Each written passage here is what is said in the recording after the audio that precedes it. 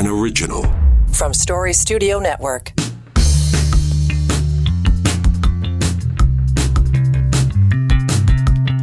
Well, here we go. It is the 11th day of July. Hate to say this, but we're almost halfway through the month. Those of you with kids in the house, we're 6 weeks from going back to school. I know. How much fun is that? Dave Trafford here. It's Now and Next for Story Studio Network. And had a pretty good week this week. Lots of stuff ended up talking about. Started the week yesterday with Ritesh Kotek talking about threads. We'll dip in a little bit on that today. More. Tomorrow, Scott White, he is the editor-in-chief at The Conversation Canada. Scott and I crossed paths when he was the editor-in-chief at CP and Broadcast News years ago. And we're going to talk about Bill C-18. I think the extraordinary part of it is that journalism, apart from media, is standing up finally on its hind legs saying, what the fuck? And it's about time. And what will be the effect of that, right? And we might get into a few other discussions about the future of and where local goes, that kind of thing. So that's tomorrow on Now and Next. And then Thursday, it will be our regular feed drop day. We'll hit you with some of the news stories of the day, but we have been featuring the first show we produced for Story Studio Network lately. And that is the Next Normal. And that's when we gathered our panel of big brains at the height of COVID and asked them, how do we build back better? What are the opportunities that arose because of COVID? And it's really interesting to listen back a year and a bit later to see exactly where we are on that path. They were very prescient, this group, saying this is the things that we do. Some of it we've considered. Other stuff has just slid right off the table.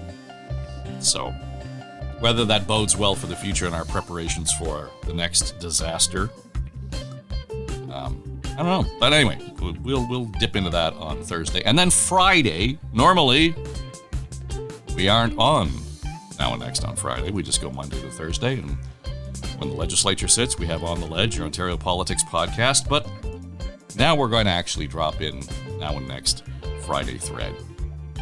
You'll find that on the Threads feed, my Threads feed, and on the Story Studio Network YouTube channel.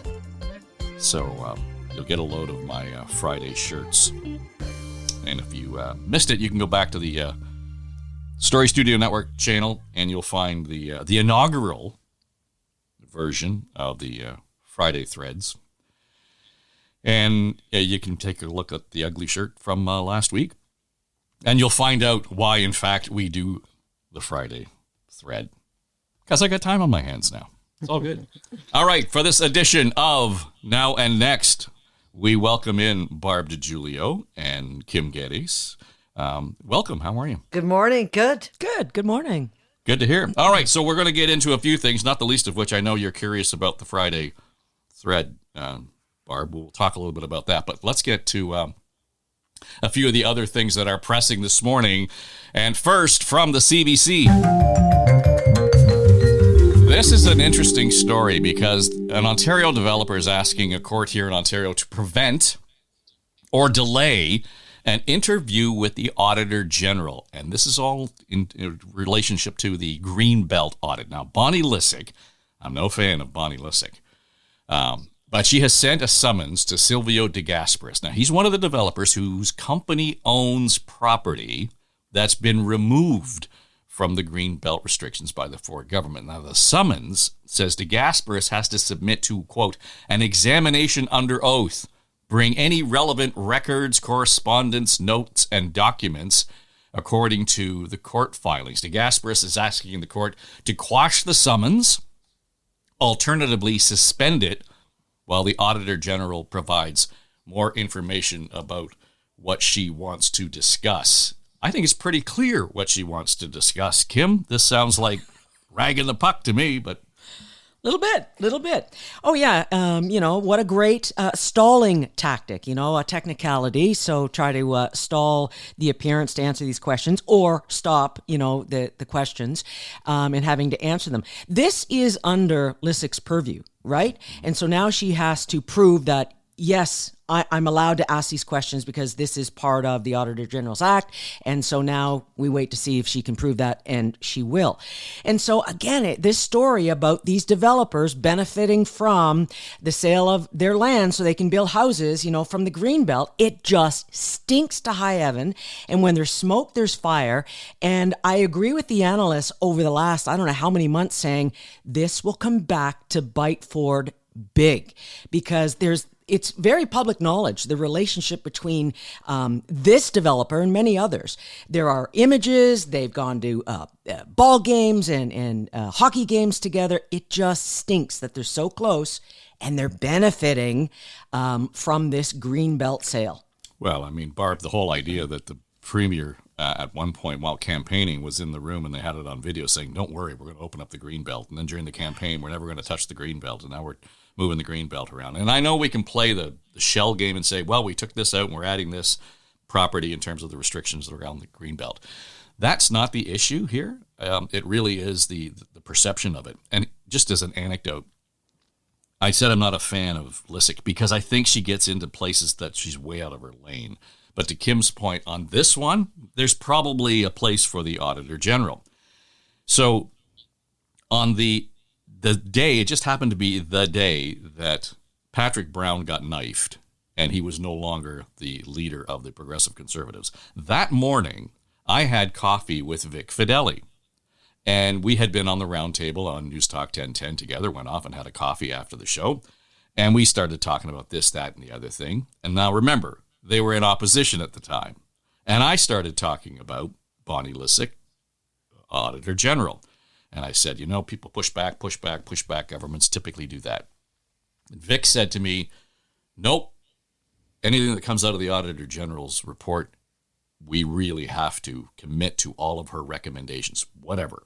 We have to actually sustain the credibility of the accountability officers. Well, they're not going to like what comes out of this report, and they have pushed back on several other accountability reports this government has. So a different tack since Fideli and company have taken the government benches at Queen's Park. But I think at this point, this will come out in December, her report. So this is going to kind of finish off the year.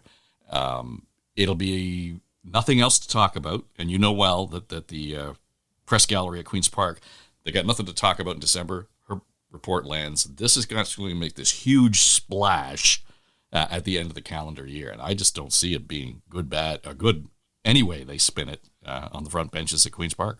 I have so many thoughts about this, and I agree with both of you. This looks terrible. Will it come back to bite Doug Ford? You would think so. I look at how many scandals have rocked the prime minister, and he has remained standing throughout. So I wonder how people are going to react to this.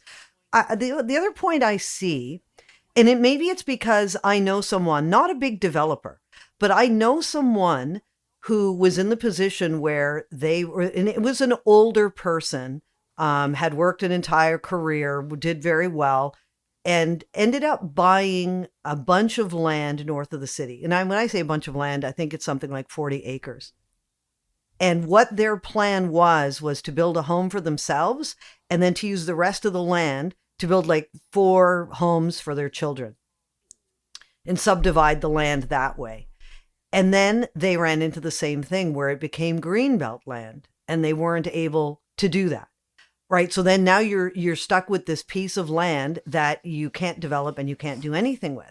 So sometimes I wonder, too, and aside from the implied or suggested or perhaps one day proven improprieties in this situation, you do also have people or companies who bought land, who invested in land, who had plans to eventually build that land. And then suddenly the land essentially becomes worthless because it's now Greenbelt land.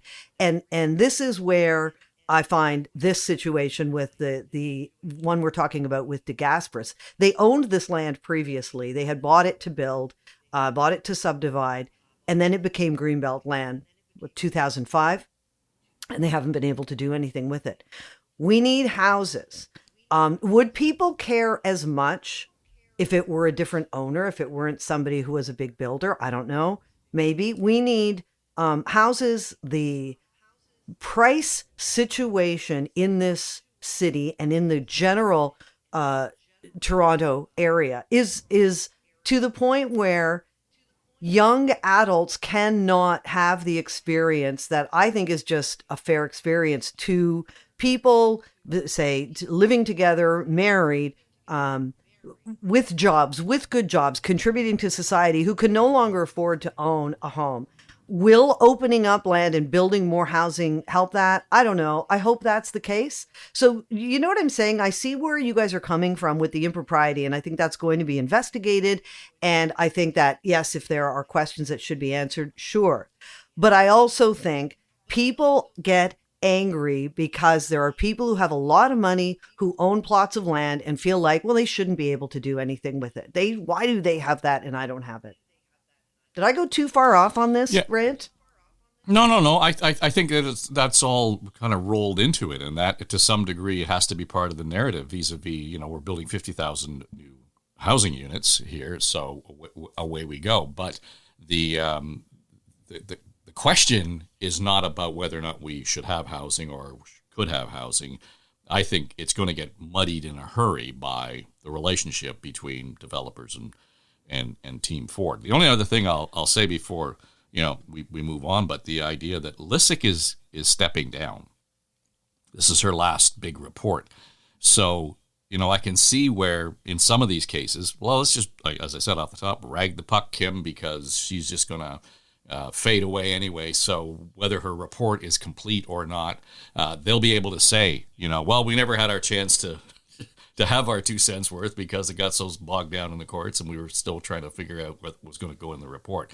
So I think, it's a nuanced, subtle thing, but keeping in mind, this is her last report. Yeah. And to your point earlier, and I agree, she's like a dog with a bone on this, should be, but also with this government. And that's the perception that a lot of people have and question now her ability to do a fair and accurate assessment of what's going on. But I will say this, ask the simple question.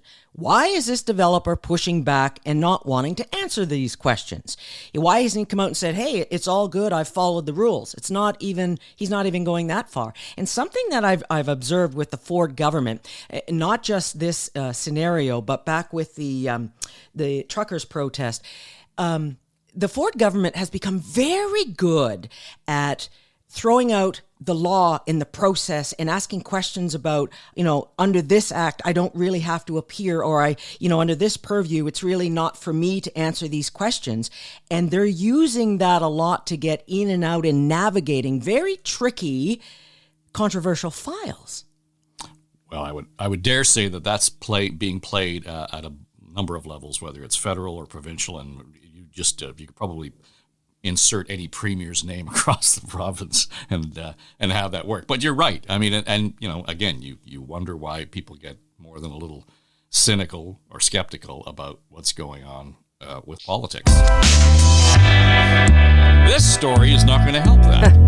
From the Canadian Press, it was published at ctv.ca, and Marco Mendicino, Canada's public safety minister, this is like political death by 1,000 cuts. He continues to take heat and grief. I'm shocked that he still has his job. All this over the transfer of Paul Bernardo from maximum security in Ontario to medium security in Quebec. And it's pretty clear, based on the good reporting from Canadian Press, that the Federal Corrections Commissioner informed Mendicino's office about Bernardo's transfer. The message never reached him, though, until the transfer was complete. Now, here's the latest from the minister's team, and I'm quoting from the story. Asked repeatedly why neither of the senior officials raised the matter directly with the minister, a spokesman for the department said neither, quote, Deputy had reason to believe the minister was not aware based on the information they had. As part of her normal practice, the Commissioner of the Correctional Services of Canada informed the minister's office, the Associate Deputy Minister, and the Deputy Minister of the decision that had been made in this case. It is not normal practice for the deputies to be involved in operational decisions of the correctional service. I think, Barb, this is just one of those things where well, he should know. I mean, I knew that he knew, and I thought he knew that he knew, but he really didn't know that I knew that he knew, or he didn't know. I mean, this just becomes a sort of a scene out of Yes, Minister. And if they thought he knew and he didn't know and he should have known, then who is losing their job?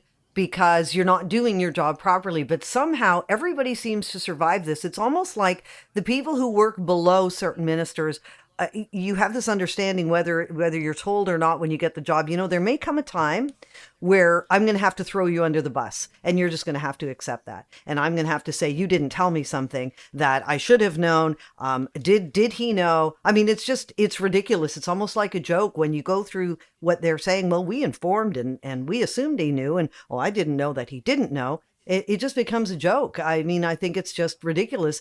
And am I to understand that, Bernardo is still in medium security? They haven't decided to put him back. So this is now still a thing where there was all this outrage and, well, we're doing an investigation now, and pending the results of the investigation, we may transfer him back. Well, it's all the more complicated, Kim, because Corrections Canada doesn't really have to give a reason for making these kinds of moves. And in any other case, wouldn't matter, I don't think. But it's Bernardo. Yeah. And a couple of things. Never, ever blindside the boss. I don't know if you ever had this conversation with your staff, Dave, but I did with mine. I don't want to be blindsided. Never leave me open to vulnerability. If there's something going on, I need to know about it. I don't want my bosses coming to me and say, hey, what about reporter blah, blah, blah. It's like, what? I didn't know. So there's that. So these two staffers, they were informed, from Corrections Canada 3 months prior and then days prior. Is it the case where they didn't know the importance of the file? They didn't know Bernardo? It could be that they don't know, what happened with this murderer. If that's the case, you've been contacted twice by Corrections Canada that this guy is going to be released. It's like, I don't know what this is all about, but would you not go to the boss and say, this has come across our desk a couple of times now. Should we be aware of this? If you don't have a clue, you go to the boss, right? And to say that we're not, that it's not normal practice to be involved in the operations of the correctional service, you're not involved in the operations. This is not about, making a decision about the operations of the release. This is about communications with your minister. That is job one. I cannot believe they're still employed, to your point, Barb. And Mendicino, he's going to lose his cabinet post over this and some other files. But it's beyond me that he's standing behind these staffers. Well, what's remarkable to me is that the Prime Minister knew before the Minister knew. And that should not be the order of operations at all. And somebody in the PMO should have said, well, what does, the minister know about this? Or does he have anything to say? It's a complete clusterfuck in terms of communications internally and externally. There needs to be a whole overhaul in terms of their process and the communications, to your point. Is anyone, is it just me, considering that maybe he did know and he's saying he didn't know? Because it looks so bad? Pierre Poilievre, I'm sure, is right? on that page. Why are we not talking about how is it even? And that's why I say, if he didn't know, somebody needs to be fired, right? And then why is he standing behind these staffers? Well, I don't know. Going back to my first point, one day I may have to throw you under the bus. I don't know. Given this minister, maybe he actually did know. It's hard to believe. We'll find out. It's hard to believe that something like that. And, back to Kim's point, though, tell me the age of the staffers, and maybe we can determine whether it's even remotely possible they didn't know who Bernardo is. Maybe. Right. But I find that really hard to believe. All right, here we go. We're going to go look at the NATO folks are meeting overseas. Interesting to see, this is reporting from AP. and it's in the Globe and Mail this morning. Yes, it's behind a paywall for those of you who are wondering. The whole point of this conversation is that I'm not using the Google search to find the news this morning, and if I had to pay for it, I paid for it. So there you go. Sweden's membership of NATO taking a big step forward. Happened this week. Turkey agreeing to remove one of the last major roadblocks as long as, Sweden and the rest of NATO boosts Turkey's chances of joining the EU. And there's been no movement right now for Ukraine's membership in NATO. Kim, I know you've been talking a lot about the war in Ukraine on your podcast, One Click to Cyber Chaos. And I think it's really interesting to see how the NATO alliance has been helping, needless to say, Ukraine in various ways, in various forms. I know you had retired Major General David Fraser on the show talking about, this is going to be the bloodiest year in this war and the importance of supporting Ukraine, et cetera. Last week, The Economist was reporting that Russia has suffered more casualties in 18 months in Ukraine than it did in all of the 10-year war in Afghanistan. So this is really getting intense. And I realize this is kind of making, some really nuanced headlines, and it's down in the weeds and, wonkish around who gets to be in NATO. But Erdogan's decision to say Turkey will support an additional member into NATO is Erdogan turning his back on Putin. And right now, he has been sort of that linchpin between, that safety pin for Russia, between Russia and NATO. It's a subtle move, but I think, it may not go down in history as being the big turning point in the war or the movement towards Ukraine. But I think it speaks volumes in terms of where Russia stands, especially against the Wagner, military coup or attempted coup, so to speak, a couple of weeks ago. All of this is beginning to play out, and we're starting to see some of those loose ends happen vis-a-vis support for Russia, support for Yeah, and the tide is turning, and now we're seeing that European nations are standing up to Russia because I think, and I'm not an international expert by any means, but because of the Western alliance and support of Ukraine during this war, they're seeing the future ahead with this new alliance against Russia, and Russia has been weakened, to your point, and it's playing out before their eyes. And they've got, for the first time, I think, in decades, okay, we can rewrite the roadmap of Europe without that dominance from Russia. Now, in terms of NATO, Ukraine can't be a part of NATO until the war is over. That full stop. Yeah, right? absolutely. So it'll be interesting to see how this plays out in the years ahead in terms of what happens to Putin, right? For sure, and I think that all the intrigue, the drama, the palace intrigue with Belarus and Russia and all of that kind of stuff playing. Putin's actually fighting a war now on two fronts in many respects, in the way you look at that, whether it's diplomatically, politically, or on the battleground.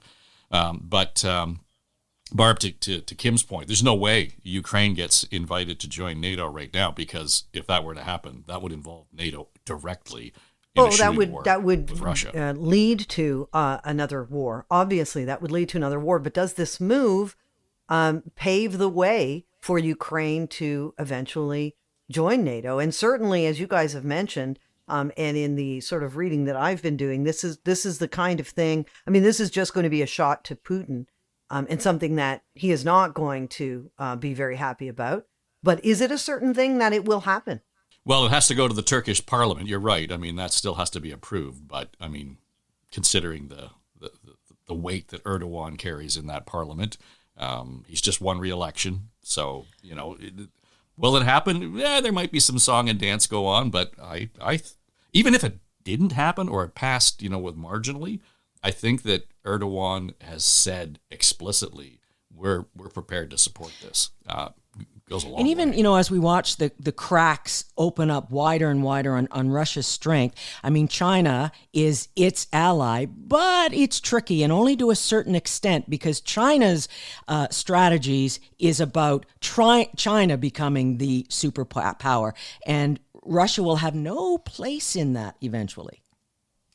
Mm-hmm. Yeah, well, even economically, right? I mean, that's really what it's about. It's not about a superpower, about nuclear weapons or warfare. It really is about that, the economic clout that it has. All right, so I would suggest strongly, wherever you're listening to this podcast, you can find the podcast that's hosted by Kym Geddes and Jeff Mussins called One Click to Cyber Chaos. All right, from international intrigue, near World War, but this is the story that really caught fire for Barb DiGiulio this morning from the CBC. Self-checkout theft causing problems for retailers and shoppers who despise receipt checks. Are you going to be all right? I'm Barb? going to be fine. I just find it kind of interesting because I'm a huge self-checkout user. Love it. Have never been stopped for a receipt check.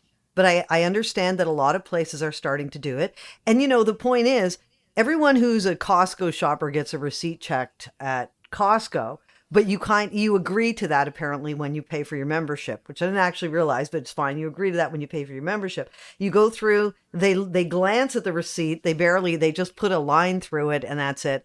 You're done.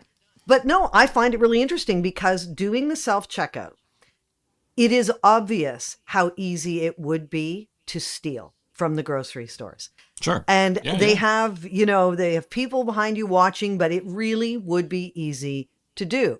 And I think that a lot of people are getting upset because the grocery store is saving money by putting in all these self-checkouts and then not trusting or assuming that people are going to steal. So now we have to show the receipt at the door. So you do more work and then you have to prove that you didn't steal something. I just find it kind of interesting. And also another thing that I've been told about, I don't shop a lot at Walmart, but some friends of mine do, and they have apparently, 15, 20 self-checkouts, but whenever you go, most of them are closed because they don't have enough staff to watch people to make sure they're not stealing. Do you guys use the self-checkouts? Mm-hmm. Yeah. Yeah, I mean, I think in some cases it's just, I've got two items, boom, boom, get me in, get me out. But I'll say this, it had never occurred to me to drop something extra into my grocery bag or my bag at Shoppers Drug Mart and not pay for it. It didn't even occur to me until I read this story. Really? Okay. I've seen people get caught doing things like, it's a pretty sophisticated scam. You could put in a code for bananas and then put steak on there. And, it's this kind of stuff that takes so much work to do. And this is a funny thing about theft and people who do things like this. Put that energy into something else. It takes so much work to figure out the scam, but a lot of people do it. And I don't know, I have never been stopped to show my receipt leaving Metro or Loblaws. Would it bother me? I don't know if it would bother me, but I've just never experienced it. Have you guys had to deal with that? No, not the receipt check, but many, many things here. And odd that, Barb, you know how it works really well. I don't. I know them too well there. I don't. Okay, couple of things. True story, from my lips to God's ears. Having a conversation with a personal trainer about a year ago, right out, we're getting out of the pandemic. Her industry was decimated, as we all know, blah, blah, blah, really struggling to pay the rent.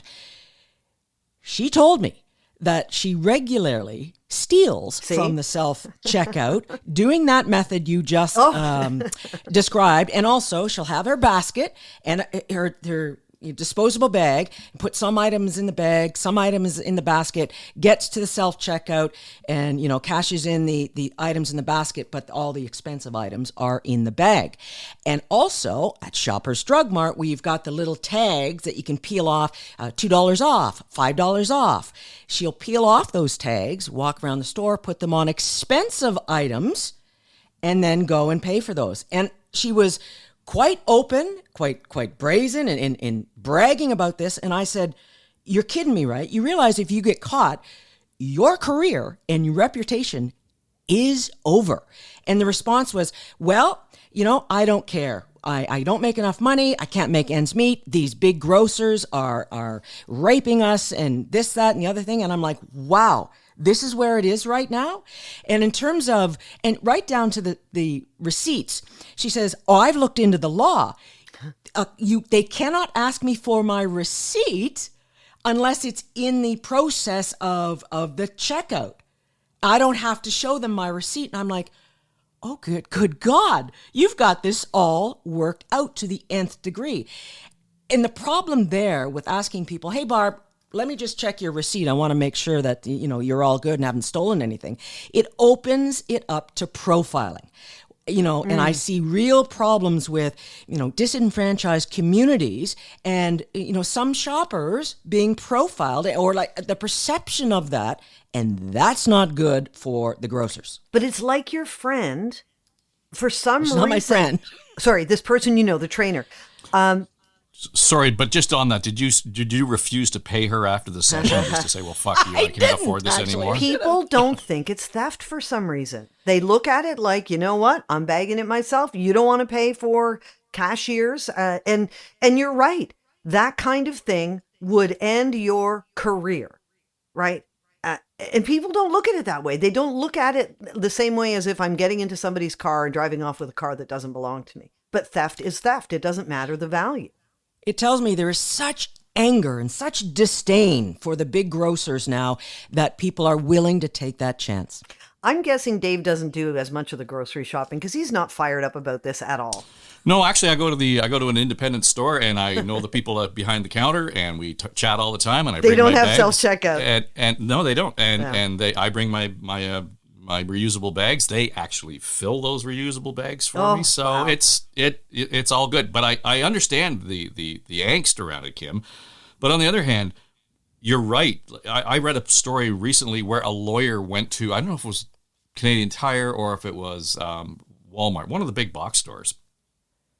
And he walked through and the alarms went off, right? As if there was something in the bag that didn't work. And he was shouted at by the security guys, stop.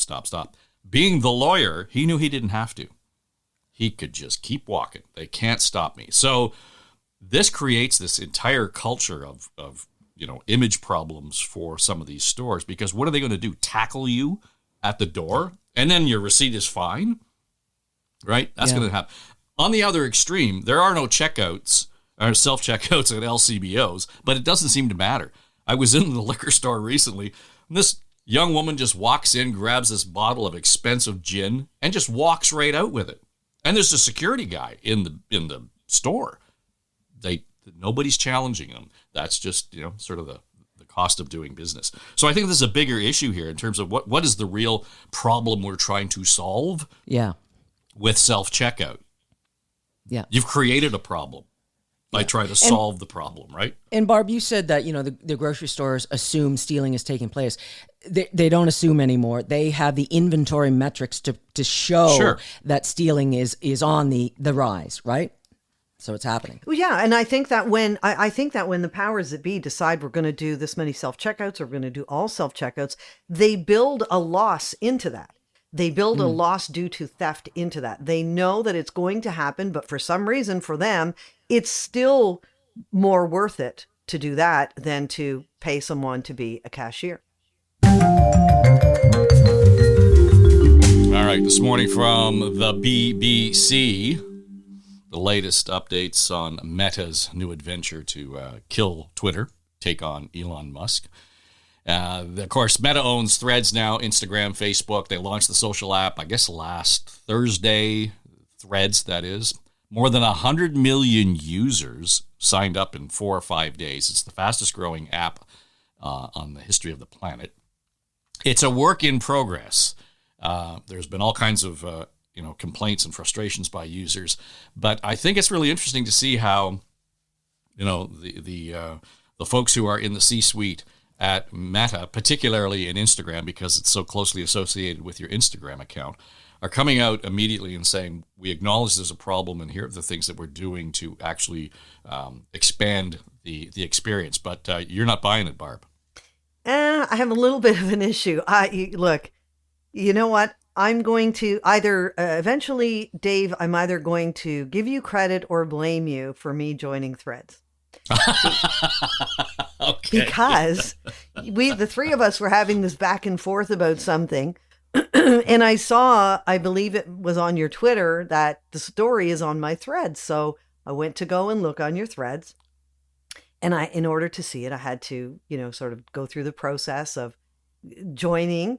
And then when I joined, I think the first thing I saw was a Dave Agar post saying, if you delete your Threads profile, your Instagram profile goes with it. You can't delete one account and the other. So all of a sudden I'm in and I'm here. It's like the Hotel California. Okay. I'm on Threads, and I'm not quite getting it.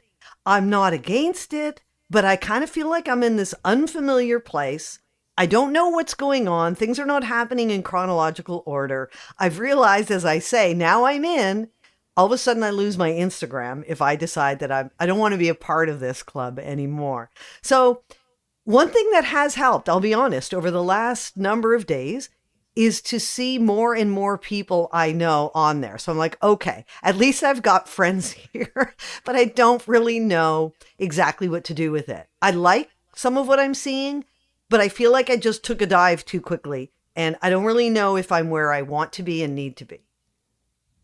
100 million users, Kim. Can't be wrong. Exactly. I'm an observer at this point. Like any new thing that comes out, I wait to see, where the glitches are, and if they can work the glitches out in a third or fourth iteration, I'm all good. So I'm just kind of watching like you are, Barb, to see what's going on there. And we'll see if it survives or not. I mean, I don't know about you guys, but I still go to Twitter first. Same. And then I'll go to my Threads to see the comparison. And I'm still seeing and accessing my news information on Twitter right now. That's exactly what I'm doing.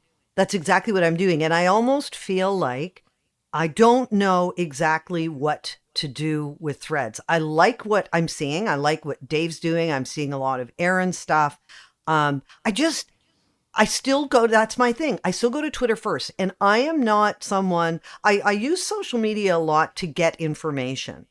And unless I am promoting something like this that we've done today, I don't tend to engage a lot just generally, right? So now it's like, I've got this now another place. Like, I don't know how many places I feel I don't have the bandwidth to be stretched that thin to have all of this social media. So yes, I'm probably just like you, Kim. I'm an observer, and I'm still going to Twitter first. I haven't given up on Twitter yet.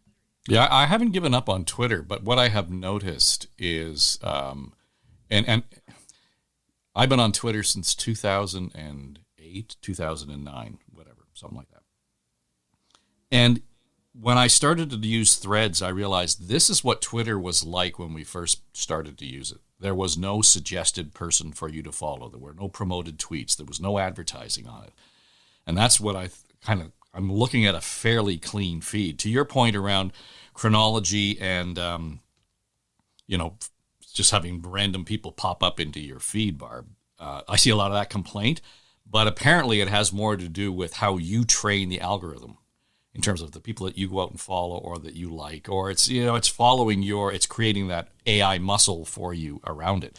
And the degree to which we're all veteran Twitter users, we don't have to do that anymore. It already knows what our personality is on that platform. Similarly on Instagram and on Facebook.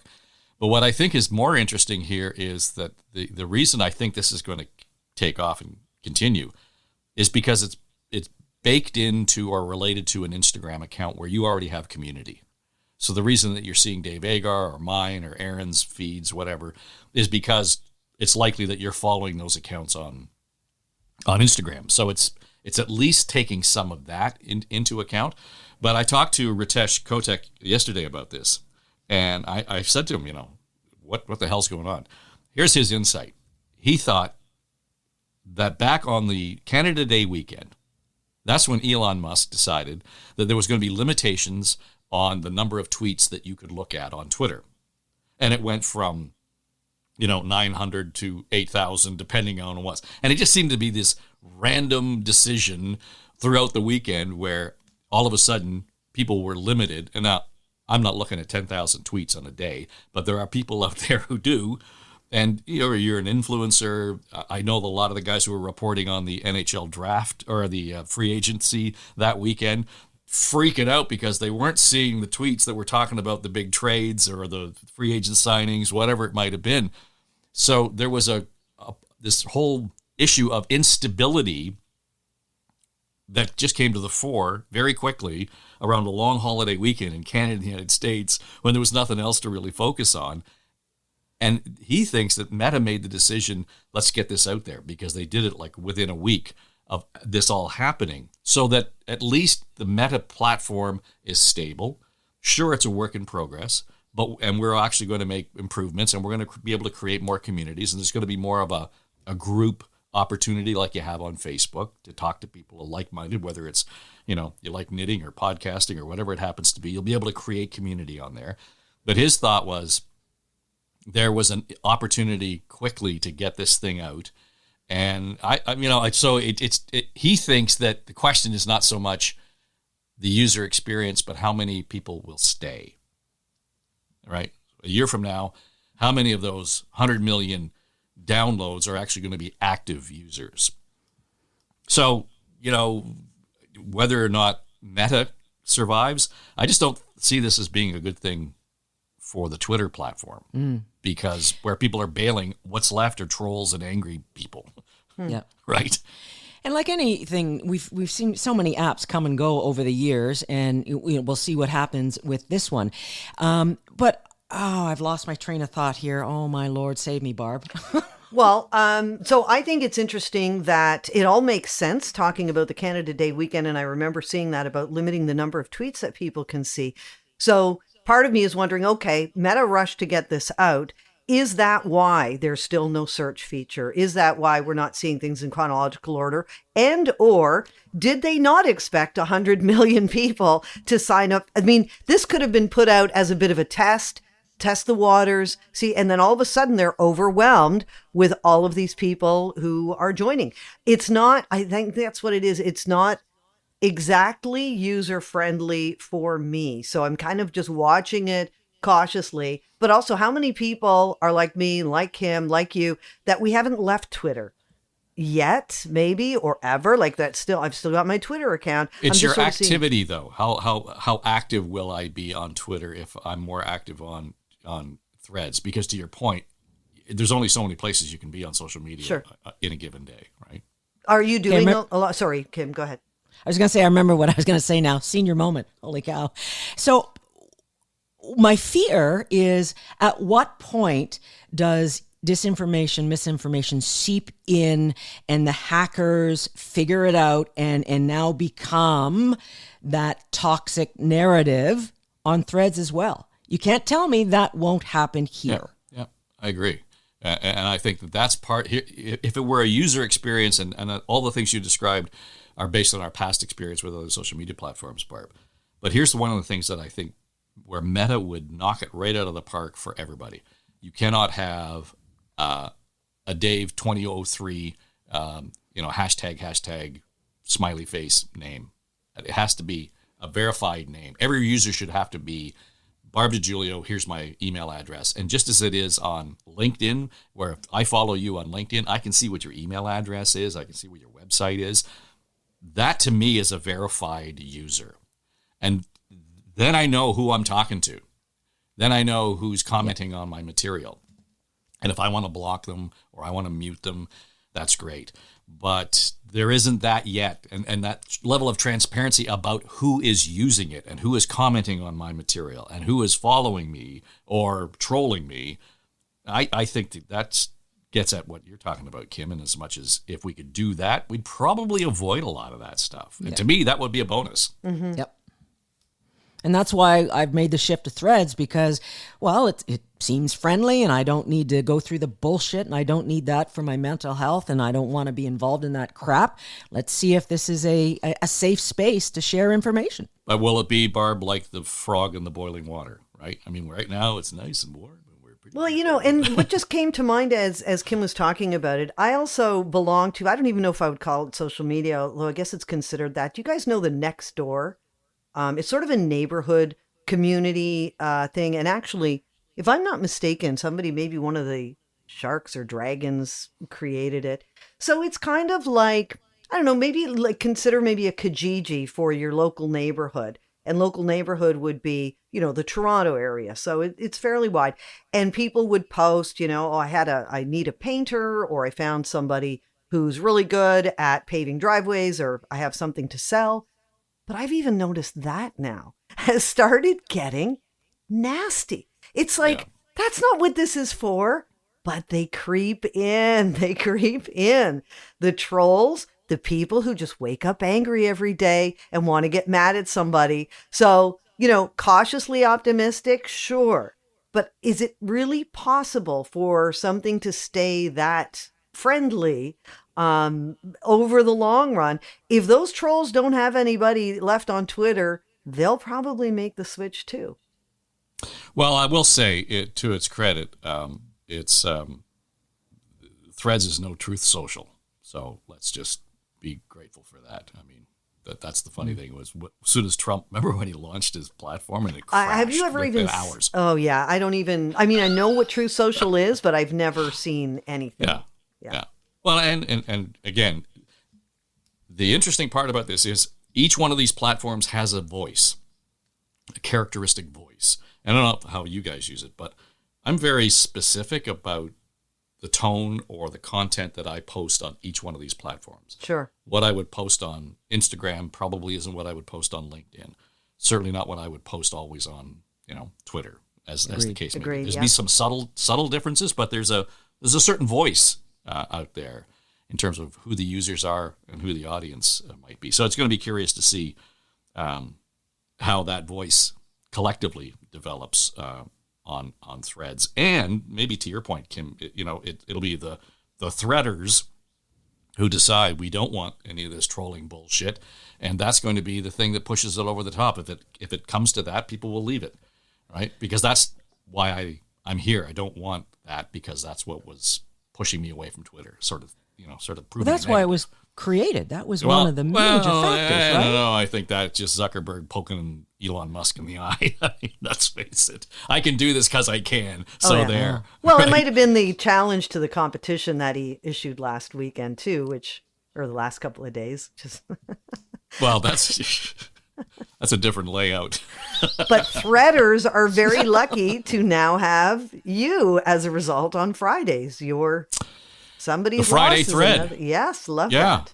Yeah, so I've got time on my hands now at 7:45 or so. I would normally on a Friday be doing the radio hit and then do On the Ledge when the legislature's sitting. So, but I don't have either, because we're going to wait for the legislature to come back in September. And for those of you who are close and careful listeners, I was summarily dismissed from Moore in the Morning, I guess about a week and a half ago. Still not clear why, but anyway, there is some thought. Can you tell me who you said, who told you? Was it a producer perhaps who told you? It was somebody involved in the show who was rather uncomfortable about having to pull the trigger. Yeah. It doesn't make sense. David, he is a big threat, man. He is big. Get rid of this guy. We think you're competition. I thought, really? Wow. Thank you. Okay. Yeah. So anyway, we'll. If I were Donald Trump, I'd be fundraising on it. It's so short-sighted. It really is. I just don't understand.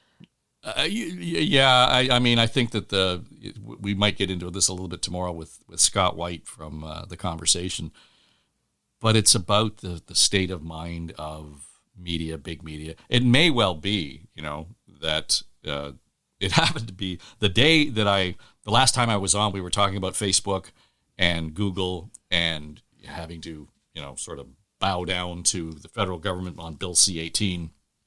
And I made the point that this isn't something that just happened in terms of Google and Meta or Facebook moving in and selling advertising on its platform, particularly around news content. This started back in 2008, 2009.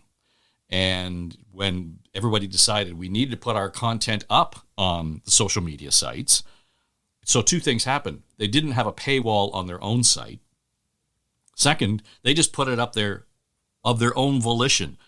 Any notion that Facebook or Google is stealing that content is complete and utter unadulterated horseshit. That has never happened. Google does not go out and say, I'm going to steal that story from the BBC and put it on the Google site. It's up there because the search engines and all the algorithms that say Barb was looking for this kind of news this week is going to pop up in your feed. So it's the user who has actually dictated where that content shows up.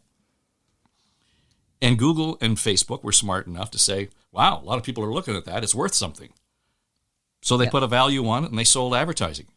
Some of that advertising money goes back to the content provider as well.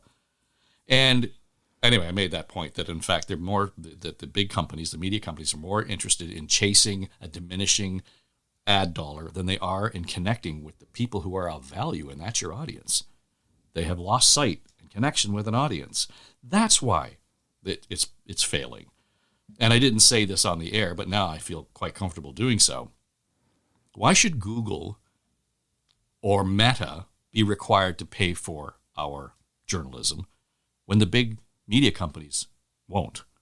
They're making profits all over the place. Yep. Huge profit.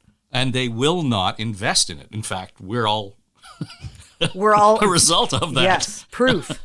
Right? And I don't say that as a guy sitting on the park bench feeding the pigeons and just bitching. That's what's happened. Period. Yeah. And the news organizations have always had the ability to opt out of Facebook and Google, and they don't. Why? They want to be where everyone is going to collect their news, and that traffic goes and revenue goes back to the media organizations. Hello. It drives traffic straight to those media outlets and organizations and newspapers. How many times have you followed something to a local newspaper and then kept reading? And, you know, but I can't imagine, although anything is possible, I can't imagine your comments about that would have led to that. It just, I don't know who would be making a decision like that. Well, David pissed off the wrong person at Bell that day. Shocking. There you go. I've been trying. So I posted it on LinkedIn, and one of my followers, and a fellow that you both will know well, said to me, "Oh my, did you deserve it?" And I said, well, based on what I think happened, I deserve to have been fired from that place years ago on a number of occasions. There were the drive-by screaming matches I used to have with the program director, or in front of staff. I mean, there was lots of reasons why I should have got fired.